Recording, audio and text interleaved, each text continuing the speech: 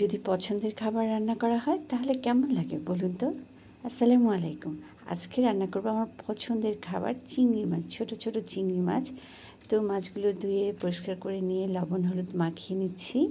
হ্যাঁ, সুন্দর করে লবণ হলুদ মাখিয়ে নেওয়ার পরে রেখে দিব কিছুক্ষণের জন্য। আরও রান্না করব আলুর ভাজি, এটাও আমার খুব পছন্দের খাবার। আর এখানে পেঁয়াজ কুচি নিয়েছি, মরিচ কুচি, আস্ত রসুন আর রসুন কুচি, সব কিছু রেডি করে নিয়ে রান্না করব। আর এখানে মসুর ডাল ভিজিয়ে নিয়েছি। এরপর ফ্রাই প্যানে তেল গরম করে পেঁয়াজ কুচি, রসুন কুচি আর মরিচ কুচি দিয়ে দিলাম, কারণ এখন আলু ভাজিটা ঝটপট করে ফেলবো এই কারণে। পেঁয়াজগুলো একটু ভাজা হয়ে গেলে আলুগুলো দিয়ে দিলাম। দিয়ে দিব এখন পরিমাণ মতো লবণ আর হলুদ দিয়ে খুব সুন্দর করে নেড়ে চেড়ে নেব, কারণ মনে হচ্ছে যে ফ্রাই প্যানটার থেকে আলুর পরিমাণটা বেশি হয়েছে।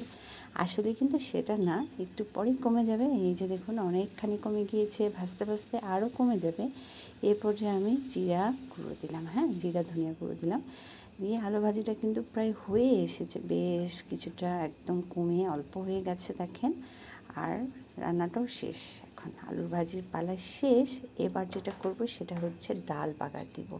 ডালটা আমি প্রেশার কুকারে সিদ্ধ করে নিয়ে যে হাঁড়ির মধ্যে একটু তেল দিয়ে পেঁয়াজ কুচি, রসুন কুচি দিয়ে দিলাম, একটু মরিচ কুচিও দিলাম, দিয়ে ভালো করে নেড়ে চেড়ে এবার পাঁচফোড়ন দিয়ে দিলাম বাগারের জন্য। তাহলে ডালের ফ্লেভারটা অসাধারণ হয়। ও তেজপাতাও দিয়েছে কিন্তু, হ্যাঁ। এবার আমি ফুটন্ত ডালটা দিয়ে দিলাম বাগারে। ব্যাস, ডাল রান্না কমপ্লিট আমার। এখন ঢাকনাটা লাগিয়ে দিব, শেষ ডাল রান্না।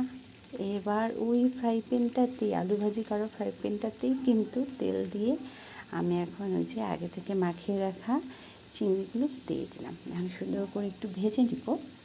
ভেজে নেওয়ার পরে এটা রান্না করব, দো পেঁয়াজা রান্না করব আজকে। আরেকদিন রান্না করেছিলাম, সেদিন একটু ঝোল ঝোল করেছিলাম। আজকে একদম ভুনা ভুনা দো পেঁয়াজা করব।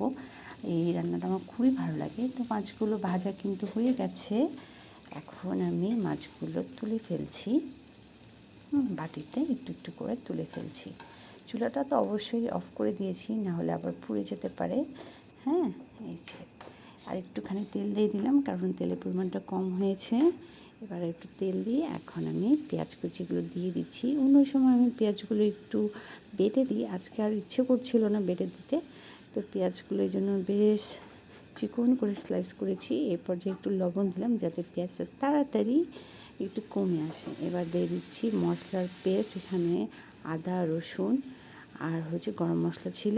আর এখন দিয়ে দিচ্ছি মরিচ গুঁড়ো আর মরিচ বাটা আর হলুদ গুঁড়ো দিয়ে এখন মশলাটা খুব ভালো করে বেশ কিছুক্ষণ ধরে আমি কষিয়ে নিব, কারণ মশলা কষানোর উপরে রান্নাটা নির্ভর করে অনেকখানি।